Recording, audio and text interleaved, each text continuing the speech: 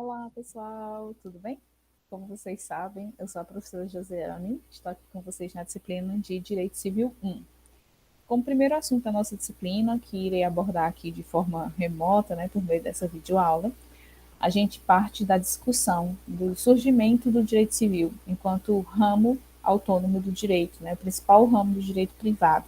Como é que ele se constituiu, como se desenvolveu ao longo da história e no contexto brasileiro também como é que esse direito caminhou até chegar como ele se encontra hoje. Então, para a gente iniciar essa reflexão, nada mais justo do que partirmos aí do direito romano. E por que a gente faz essa regressão até o direito romano, a época do Império Romano? Vale lembrar que o nosso ordenamento jurídico brasileiro ele é considerado um ordenamento civil law, ou seja, que está aí muito apegado à norma escrita e uma tradição romanística do direito. Então, sempre que a gente vai estudar um novo ramo, um novo instituto, a gente vai lá e reflete como isso aconteceu nessa perspectiva histórica, chegando até a época da Idade Antiga, na época de Roma. Então, no contexto do Império Romano, havia uma distinção entre dois tipos de cidadãos, o jus civile e o jus gentium.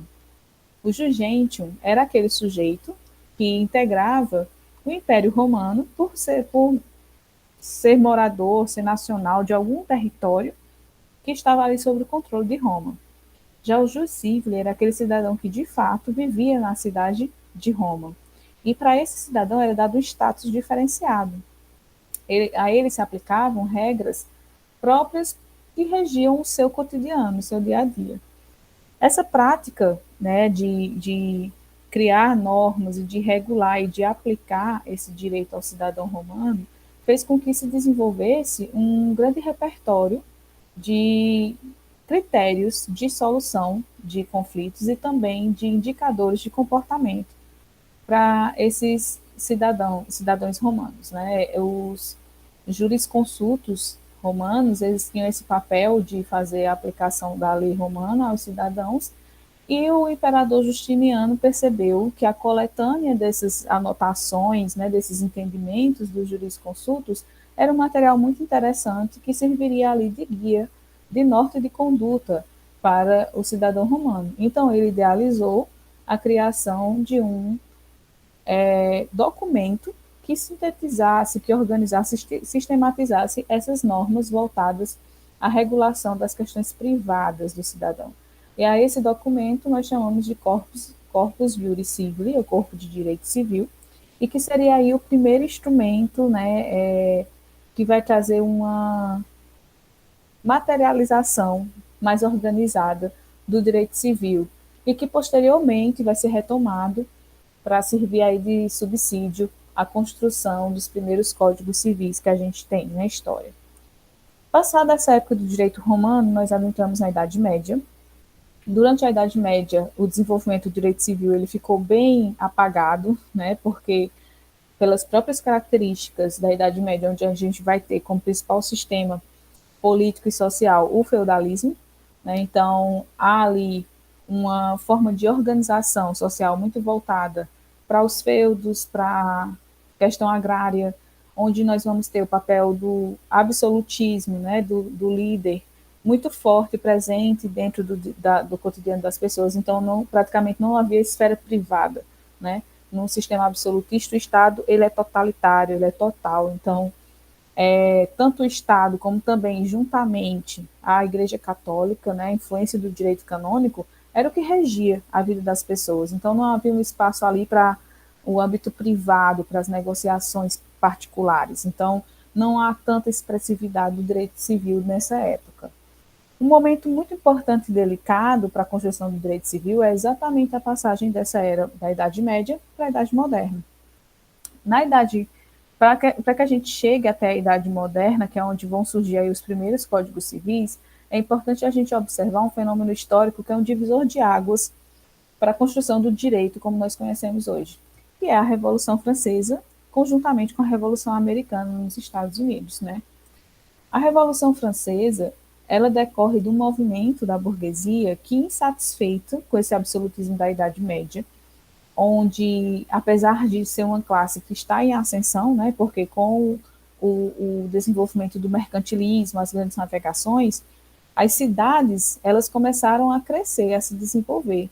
Então começou a haver migração de pessoas que viviam nos feudos para esses centros urbanos e desenvolvendo atividades, né, como ali o início também das grandes indústrias, das indústrias, né, as corporações de ofício, o movimento comercial.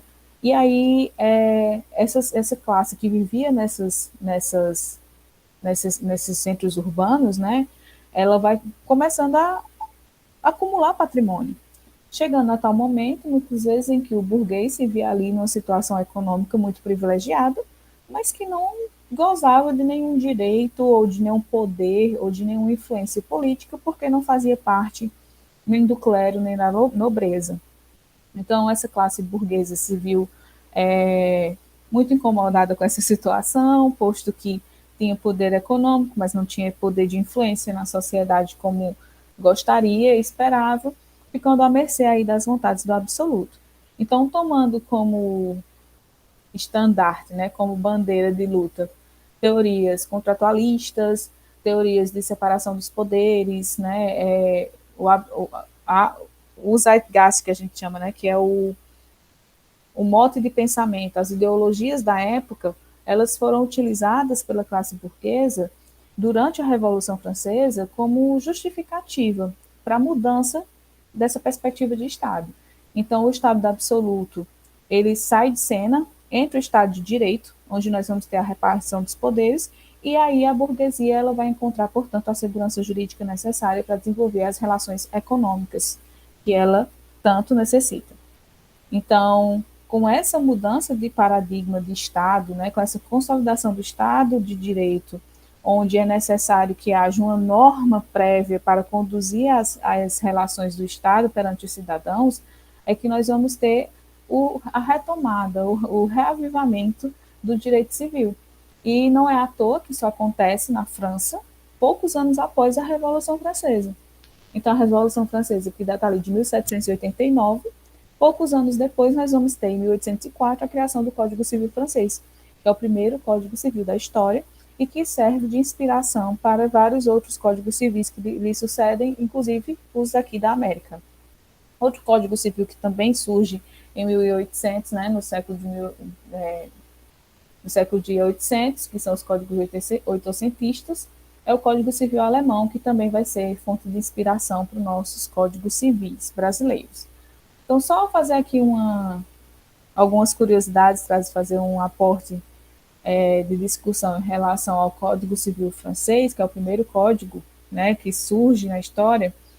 Ele também é conhecido como Código Napoleão, porque teve uma influência direta da participação do Napoleão Bonaparte na elaboração desse código. Ele foi construído, elaborado em tempo recorde, de 4 meses, e ainda está vigente. Claro que com modificações, né, mas a sua estrutura, o seu arcabouço, ele continua vigente até hoje. Então, isso mostra a robustez, a importância desse documento histórico. E a forma como ele está organizado, título preliminar, livro primeiro, segundo, terceiro, e as temáticas que ele aborda, pode-se observar que são bem semelhantes ao do Código 16, e que também ainda lembra o nosso Código atual, porque esse Código Civil ele foi realmente o precursor e o que serviu de inspiração para os que lhe sucederam. Agora, trazendo um pouco dessa discussão de evolução do direito civil para o contexto brasileiro, convém a gente refletir que antes, enquanto o Brasil ainda era colônia de Portugal, nós tínhamos aqui a aplicação da lei portuguesa. Então, nessa época, além do breviário de Alarico, nós vamos ter as ordenações, né, as filipinas, manuelinas e afoncinas, que foram os documentos normativos que guiavam a vida aqui na colônia. Quando o Brasil consegue sua independência em 1822, ele não estava tão organizado a ponto de dizer assim, vamos nos tornando independentes, já temos aqui o nosso Código Civil pronto, o nosso Código Penal pronto, já temos todas as leis brasileiras para serem aplicadas. Não, não é dessa forma que funciona. Quando o Brasil se torna independente e rompe com Portugal, ele ainda não tinha leis próprias para reger seu povo, e esse povo precisava ser regido pelas normas. Então, como é que a gente resolve isso? Resolve da seguinte forma: continua aplicando as leis de Portugal, enquanto a gente constrói as nossas próprias leis.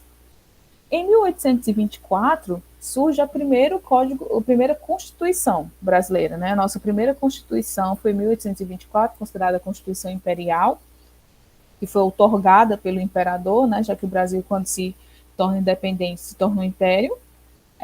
E tinha, interessante aí a gente retomar isso, quatro poderes, né? Além do legislativo, executivo e judiciário, tinha um poder moderador que era ali exercido pelo imperador.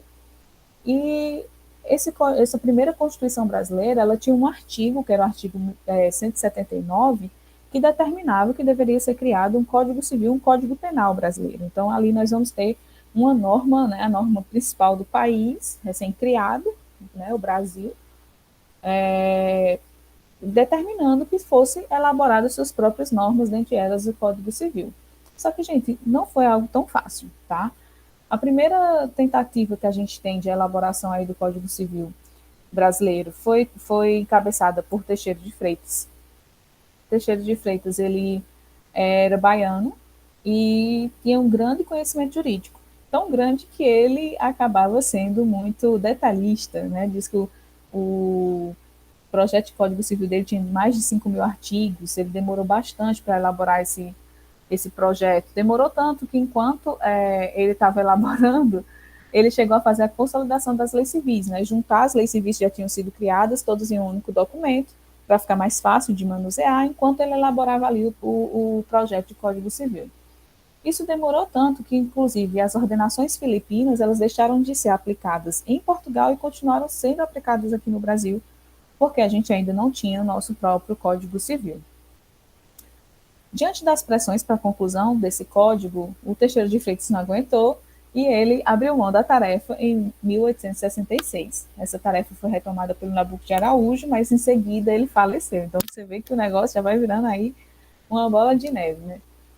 Felício dos Santos, em 1881, apresentou finalmente um projeto de Código Civil para ser votado, né? E foi rejeitado, né? Então, já que a gente está esperando tanto, a gente quer uma coisa bem feita, né? Esse primeiro projeto aí não vingou. Até que chegamos no Brasil República, ou seja, nós passamos todo o período imperial do nosso país sem um Código Civil. Entramos no Brasil República e aí o Coelho Rodrigues, que na época era o professor da Faculdade de Recife, ele propõe a criação de um projeto de um Código Civil, mas que também é rejeitado, não é aprovado pelo parlamento, até que chega a proposta elaborada pelo Clóvis Bevilacqua, né, o cearense Clóvis Bevilacqua, que era estudante, integrante da Escola de Direito de Recife. Ele propõe, apresenta um projeto de Código Civil à Câmara dos Deputados. Esse projeto foi relatado, né, foi ali conduzida a sua votação e discussão pelo Rui Barbosa, que por uma questão de embate teórico, político, fez com que demorasse mais do que o necessário, fez com que tivesse muita discussão sobre esse projeto, mas mesmo assim ele conseguiu ser aprovado. Em 1912, o Senado aprovou o projeto, ele volta para a Câmara, né, se foi proposto pela Câmara, o Senado depois volta para a Câmara, e apenas em 1915 é que ele foi definitivamente aprovado, sendo publicado no dia 1º de janeiro de 1916. Como a gente fala o ano que a lei foi criada, por isso que a gente chama o Código Civil de 16, tá?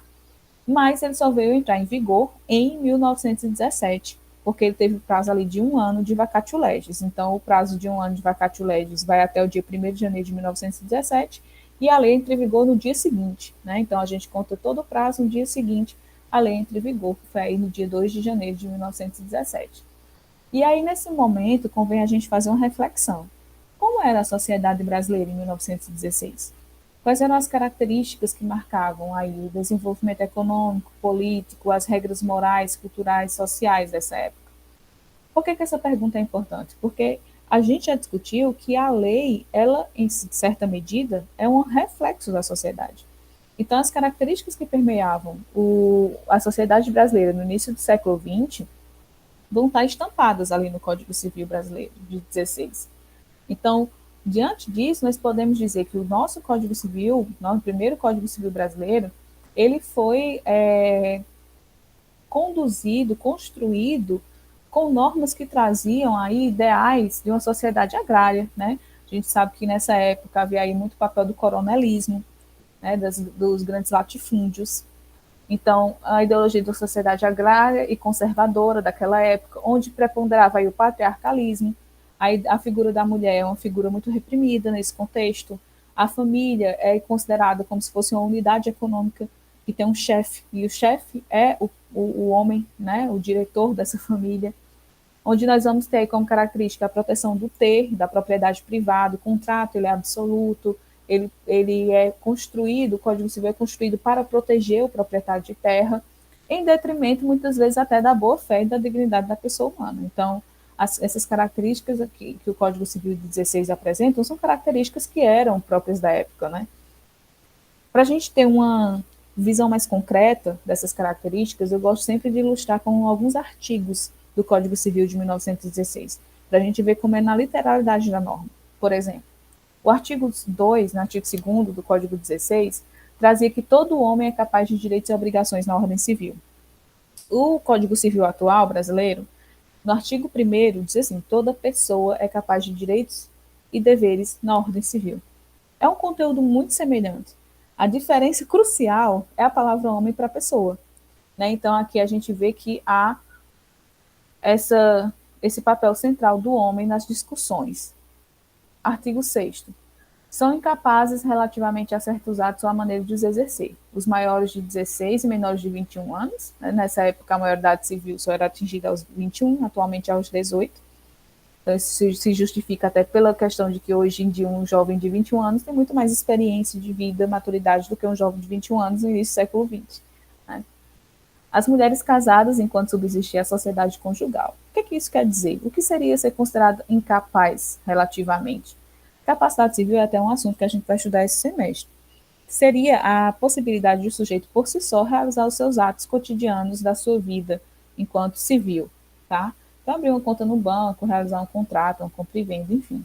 Esse artigo está dizendo que a partir do momento em que a mulher ela casa, ela perde essa capacidade civil, a qual passa a ser exercida pelo seu cônjuge. Outro exemplo de artigo aqui é esse artigo 36, que vai dizer que o domicílio da família, né, sempre será o mesmo domicílio do marido, a quem cabe a administração do casal. Olha palavras aqui muito voltadas ao contexto econômico, né? Chefe de família, administração, mais à frente a gente vai ver que é a sociedade. Né? Então, a família é como se fosse um reflexo do ambiente de trabalho, onde o líder, o chefe, é o homem. Esse artigo 178 vai dizer: prescreve, em 10 dias contados do casamento, a ação do marido para anular o matrimônio com mulher já deflorada, contraído com mulher já deflorada. Em conjunto, o 212 vai dizer que considera-se erro essencial sobre a pessoa do outro cônjuge o defloramento da mulher ignorado pelo marido.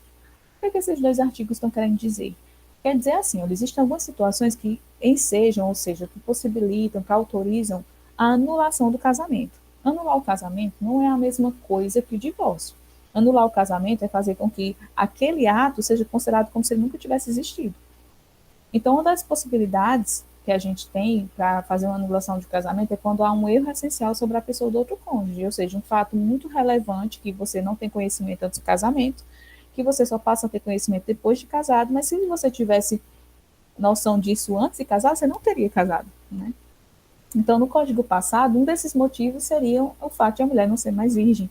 Isso autorizaria o marido a anular aquele casamento.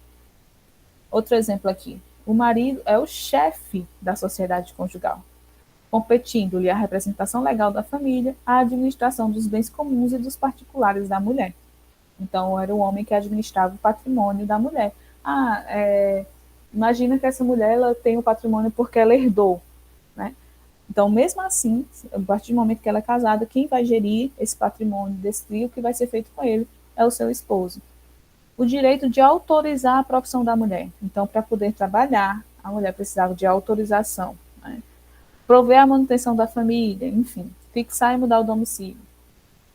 E para a gente encerrar aqui, outra distinção, outros exemplos bem interessantes que a gente encontra no Código Civil 16 é o fato de que o casamento era indissolúvel, então ainda também sofrendo aqui uma influência dos costumes da moral trazida pela religião, onde entende-se que o casamento é para sempre, então o Código Civil espelhou essa regra, de 16, trazendo que uma vez casado, era para sempre. E também a distinção entre os parentescos legítimo e ilegítimo. O que seria isso? Um filho, quando ele é tido numa relação de casamento, ele é um filho legítimo. Se ele é tido por um casal que não é casado, né, esse filho é ilegítimo. E aí o Código Civil vai trazer uma série de diferenciações entre filho legítimo e ilegítimo. Só para adiantar, o Código atual não traz esse tipo de distinção. Isso é algo que não existe mais no direito brasileiro. Então, esses artigos que eu trouxe aqui, gente, é só para a gente materializar um pouco esse contexto moral, contexto jurídico, principiológico, que embasou o Código Civil de 1916. Mas, mais uma vez, eu ressalto. A gente faz essas críticas para o Código Civil de 16 com base nos nossos valores atuais. Mas isso era a reflexão dos valores do Brasil daquela época. Então, quando o Código Civil ele surgiu em 1916, ele foi muito bem recebido. Ele era muito aguardado, gente. Foi mais de 90 anos para que ele surgisse, né? E ele refletia os valores daquele povo, inclusive até a sua construção técnica foi muito elogiada em outros países, né? Como eu coloquei aqui a citação do Pablo Stouros do Pamplona Filho, eles vão dizer exatamente isso, né? Que teve uma magnitude técnica muito boa, muito bem elogiada. Entretanto, os seus valores, né, eles são passíveis de duras críticas atualmente. Então, era cruel, egoísta, patriarcal, autoritário, né, estava muito ligado aí às questões relacionadas à propriedade, a, a imaginar que as partes de um contrato são sempre iguais. Então, coisas que muito rapidamente, no processo de evolução da sociedade brasileira, se tornaram anacrônicas, se tornaram questionáveis. A sociedade brasileira sofreu uma mudança nos seus valores muito rápida no século XX. Então, apesar de ter demorado tanto a ser criado o Código de 16, em pouco tempo ele se esvaziou, ele se tornou anacrônico, porque já não estava mais compatível com a sociedade a qual ele estava regendo. Então, dentro dessa discussão é onde a gente vai ver aqui que esses valores dos códigos oitocentistas, né, que estavam ali que surgiram, né, nesse século de 1800 e que influenciaram diretamente os códigos civis subsequentes, entre eles o brasileiro, que foi ali no início do século XX, eles tinham um caráter de um Estado mínimo, que a gente chama, um Estado absenteísta. O que isso quer dizer? Um Estado que se retrai, que se contrai, e que ele não vai interferir na vida privada das pessoas. Ele vai estar ali gerindo questões gerais daquele Estado. Então, essa liberdade, que foi a liberdade apregoada pelo o burguês, né, pelo liberalismo econômico, político, jurídico, que veio junto com a Revolução Francesa e que estava estampado no nosso Código Civil 16, ele vai passar a ser bastante questionado, principalmente, pessoal, após a Segunda Guerra Mundial. Após a Segunda Guerra Mundial, várias verdades que a gente tinha dentro do direito, dentro da configuração política dos estados, passaram a ser questionadas. Dentre elas, até que ponto o capitalismo liberal ele era justo, importante, benéfico para as pessoas, né? Então, nesse mesmo contexto de questionamento do papel do Estado após a Segunda Guerra Mundial, no Brasil a gente vai passar por essa reconstrução dos princípios e valores que guiam o direito. Então, além da Segunda Guerra Mundial, por exemplo, a ditadura militar, a Revolução Feminista na década de 60, são fatos sociais que fazem com que a gente perceba uma mudança muito rápida na sociedade e que deixam estampado que o Código Civil de 16 estava antigo, defasado, anacrônico. Trouxe aqui alguns exemplos de leis que mostram esse processo de tentar salvar o Código 16 e tentar tornar ele mais atual. A esse processo a gente chama de descodificação. O que seria essa descodificação? Vamos lá. O Código Civil, quando falava ali de que a mulher precisava de autorização do marido para trabalhar, foi algo que na década de 60 foi muito questionado, principalmente pela questão da Revolução Feminista, os novos papéis da mulher na sociedade.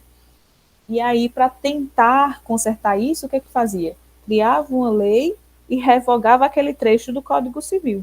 Então, tirava aquele conteúdo do Código Civil, colocando outra lei para substituí-lo. Esse exemplo que eu estou falando é o que está aqui, ó. A Lei 4.121, de 1962, aqui, ó, década de 60, trouxe o Estatuto da Mulher Casada, que, dentre várias coisas que estabeleceu, permitiu que a mulher não precisasse mais pedir autorização ao marido para poder trabalhar, para receber a herança e, no caso de separação, poderia solicitar a guarda dos filhos, porque até então, como o pai era o chefe da família, caberia a ele a guarda dos filhos num contexto de separação, né, do desquite. Então, aqui é um exemplo de norma que revoga parte do Código Civil e tenta atualizar o direito civil. Um outro exemplo colocado aqui também foi a lei que surgiu em 1949, que dispõe sobre o reconhecimento dos filhos ilegítimos. Lembra que eu falei que tinha essa diferença entre legítimo e ilegítimo? Uma das coisas que tinha no Código 16 é que o filho ilegítimo ele não tinha como forçar o seu reconhecimento, né, de paternidade. Já que essa lei já vai trazer regras e possibilidades para tentar trazer esse reconhecimento, tá? Outro exemplo, que essa lei aqui é muito importante, muito falada até hoje, que é a Lei 6.515 de 77, conhecida como Lei do Divórcio. Lembra que eu falei também que no Código 16, quando ele surgiu, o casamento era indissolúvel? Então, em 1977, foi criada essa lei, trazendo a possibilidade de separação e do divórcio. A separação seria um período prévio ao divórcio, né? O casal ele separa, passa no mínimo um ano separado e pede a conversão daquela separação em divórcio e, de fato, encerrar ali o vínculo conjugal, podendo casar novamente. Quando essa lei surgiu em 77, era possível apenas um recasamento, né? Com o tempo, a gente sabe que isso foi mudando atualmente. Nem é mais necessário ter o período prévio da separação, você já pode diretamente se divorciar e também pode recasar quantas vezes quiser. Então, mas veja que esse exemplo da lei do divórcio é mais um caso daqueles em que a gente retira partes do Código Civil 16, criando uma nova lei para atualizar esse código aos novos valores da sociedade. Mais um exemplo. Em 1992, pela Lei 8.560, foi criada aí a regulação da investigação de paternidade dos filhos havidos fora do casamento. Então, mais uma vez, tentando criar mecanismos para que o filho ilegítimo consiga ter a sua paternidade reconhecida. Mais exemplos também. A lei do inquilinato, trazendo novas regras sobre locações de imóveis. E isso tudo era um assunto que era tratado dentro do Código 16, mas que acabaram ou saindo e sendo regulado por uma lei própria, ou sendo complementado por uma lei própria, né? Então, o Código 16 já não dava de conta e a gente foi criando várias leis ali para tentar remendar aquele código e atualizá-lo. Em 1990, nós vamos ter o Estatuto da Criança e do Adolescente e também o Código de Defesa do Consumidor, que são normas aí que têm um conteúdo civilista, mas que não estavam abrangidas, não estavam abarcadas no Código 16 e que passam a ter existência autônoma. Então, gente, durante todo esse processo de descodificação, ou seja, de retirar o conteúdo de direito civil do código e passar a tratá-los em leis próprias, porque o código já estava muito defasado, ele vai chegar no momento em que as pessoas olham e dizem, não dá mais para a gente continuar com esse código 16, vamos criar um novo código mais atualizado, mais contextualizado com os novos valores da sociedade brasileira. E essa necessidade, ela fica muito premente, muito clara, quando a gente tem o processo de redemocratização do Brasil. Então, quando a gente acaba a ditadura militar, e ali em 1987, 1988, tem a Assembleia Nacional Constituinte para elaborar um novo plano de Estado, né, construir uma nova Constituição, isso torna ainda mais claro que o Código 16 ele não tinha mais como se sustentar. Eu gosto muito de fazer uma analogia, ele está igual a BR-116, cheio de remendos, né? Cheio de buracos. Temos que construir outra estrada, temos que construir um novo código. E aí, esse processo de construção de um novo código foi encabeçado por ninguém mais, ninguém menos do que Miguel Reale. Vocês já ouviram falar aí de Miguel Reale desde o semestre passado, é um dos livros que eu indico na disciplina de Introdução ao Estudo do Direito, é o teórico que idealiza a teoria tridimensional do direito no Brasil, então foi um grande civilista, né? Já estava atuante nessa época, ele já faleceu, infelizmente, então nessa época ele era atuante. E desde 1969, na verdade, ele já conduziu uma comissão que tinha por missão elaborar um projeto de Código Civil. como a gente sabe, elaborar um Código Civil não é fácil, é demorado, né? Em 1975, eles terminam o projeto, submetem a apreciação do Congresso Nacional. O Congresso Nacional aprova em 1984, e aí depois vai para o Senado votar. Só que, desculpa, gente, enquanto está lá para o Senado votar, acontece algo muito importante. E qual é esse algo importante? É criado a Constituição Federal. Porque observe aqui, ó, o projeto foi votado na Câmara em 1984. A nossa Constituição é de 1988. Então, 4 anos aqui depois, surge um novo Estado brasileiro, uma nova Constituição, trazendo uma série de princípios que até então não existiam. Então, diante desse cenário, o que foi necessário fazer? Quando o projeto do novo Código Civil chegou à Câmara novamente, porque lembre-se, nosso sistema é bicameral, inicia numa casa, volta na outra, depois volta para a casa propositora, né? Então, começou na Câmara, depois o Senado votou, aí volta para a Câmara finalizar o processo de elaboração da norma. Quando voltou para a Câmara, ela teve que alterar novamente o projeto do Código Civil, porque aquele projeto já estava defasado, porque ele foi submetido à apreciação do Poder Legislativo antes mesmo da atual Constituição. Inclusive, tem alguns autores do direito civil que usam a expressão que o Código Civil brasileiro já nasceu velho, porque quando ele foi elaborado, quando ele foi construído em suas leis gerais, a gente ainda estava sob a égide da ditadura militar. A gente ainda não estava com a Constituição de 88 existindo. Então, para tentar atualizar o novo contexto, foram feitas algumas modificações quando voltou para a Câmara, mas mesmo assim, muita coisa foi sendo alterada posteriormente, inclusive até por meio de ações diretas de inconstitucionalidade perante o STF. E aí nós vamos ter, portanto, finalmente, em 2001, a aprovação do novo Código Civil brasileiro, aquele mesmo projeto, né, que foi encabeçado aí, construído pela Comissão de Juristas, que tinha como líder o Miguel Reale. Então, em 2001, esse projeto foi aprovado e sancionado sem vetos pelo presidente da República, dando origem à Lei 10.406, que é o número da Lei do Código Civil, que foi publicado em 10 de janeiro de 2002, com vacatio legis de 1 ano. Ou seja, é de 2000, a gente diz Código Civil de 2002, porque foi publicado em 2002, mas seus efeitos só iniciaram no dia 11 de janeiro de 2003, certo? Porque teve o prazo do vacatio legis de 1 ano, tá? Aqui até, a título de curiosidade, falando um pouco aqui de um jornal da época. Na verdade, da época que estava sendo votada no Senado, né? Por isso que aqui é de 1997. E como é que esse Código Civil brasileiro atual, que é o de 2002, né, está vigente até hoje, já tem mais de 20 anos, quais foram os pilares, como foi que ele foi idealizado, quais são os seus nortes principiológicos, né? Então, diante das várias críticas que há décadas vinham sendo tecidas ao Código Civil de 1916, o Código Civil de 2002 ele tentou trazer aí valores que até então o Código anterior não abarcava de forma muito clara. Que valores são esses? Os 3 valores que são os condutores do nosso Código Civil: a sociabilidade, a operabilidade e a eticidade. Então, a sociabilidade é que o nosso novo código, o nosso Código Civil de 2002, né, mais tão novo assim, né, porque já faz mais de 20 anos, o nosso atual Código Civil, ele traz uma publicização, ele traz uma perspectiva de trazer o direito civil mais conectado também ao todo, ao social, sem aquela proteção excessiva ao particular, a todo custo, né, proteger o particular, mas entender que esse particular ele está dentro de uma sociedade e que há necessidade, em alguns momentos, o coletivo se sobrepor ao individual. Outra característica do Código de 2002 é a operabilidade. Então, foi buscado também tornar o Código Civil mais prático, mais ligado ao cotidiano, mais compreensível e eficaz nas resoluções das questões práticas da vida.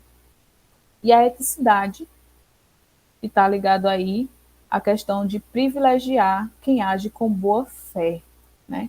Então, a boa fé que é o mote condutor dos artigos que compõem o Código Civil de 2002. O que seria essa boa fé? É você agir com eticidade nas relações, sem querer se dar bem a todo custo, prejudicar terceiros. Então, buscou-se sempre trazer esse viés de proteção, né, de quem age de forma idônea nas relações privadas. Então, sobre essas características, né, que a gente estava falando do Código Civil atual e contrapondo ele à Constituição Federal, uma reflexão que eu gosto muito de trazer é até que ponto o Código Civil ele se relaciona com o que está contido na Constituição e até que ponto também a Constituição é uma norma jurídica aplicável às relações civis. Para refletir sobre isso, tem duas facetas muito interessantes, que é a gente falar sobre a constitucionalização do direito civil e o direito civil constitucional. Como esse é um tema um pouco mais complexo, que requer reflexões por meio de exemplos, eu vou trabalhar com vocês em sala de aula. A gente tem uma aula inteira voltada para essa problemática e para discutir essa questão. Então, já adianta aqui que esse é um tema muito importante no contexto atual, onde o processo de constitucionalização do direito acontece não apenas no direito civil, mas em todos os ramos do direito. Mas como a gente está aqui tratando de direito civil, nós vamos falar de forma mais profunda, contextualizada, sobre esse tópico aqui da constitucionalização do direito privado e de forma mais específica do direito civil, beleza? E só para a gente ir fechando essa nossa videoaula, o exemplo aqui, né, de alguns artigos que trazem essa perspectiva, que ilustram esses valores que a gente falou, né, aqui a boa-fé, função social do contrato, função social da propriedade, que traz aqui a questão da sociabilidade, né, de entender que os institutos de direito civil, eles estão também conectados à coletividade, à proteção da eticidade, né, então, são exemplos que a gente vai até aprofundar algum desses artigos quando estiver falando da constitucionalização do direito privado, porque os princípios e valores constitucionais vão estar intimamente ligados a como a gente interpreta o que esses artigos falam. E aqui, a título de visão geral, né, como é que nosso Código Civil atual, o Código Civil de 2002, como é que ele está estruturado, ele possui duas partes, uma parte geral e uma parte especial. A parte geral vai do artigo 1º ao 232, e é essa parte geral que nós temos como incumbência, né, como objetivo de estudar nessa disciplina. Essa parte geral ela é dividida em 3 grandes tópicos, que são pessoas, bens e fatos jurídicos, tá? E a parte especial, que é dividida aqui em 5 livros. O direito das obrigações, o direito de empresa, o direito das coisas, o direito de família e o direito de sucessões, né? Cada um desses direitos aqui, esse aqui, direito das obrigações, se reverte em 2 disciplinas, que é Direito Civil 2 e Civil 3, que aí seria obrigações e contratos. Direito de empresa, vocês vão estudar nas disciplinas de Direito Empresarial. Direito das coisas, que é o Direito Civil 4. Direito de família, Direito Civil 5. E Direito às sucessões, Direito Civil 6.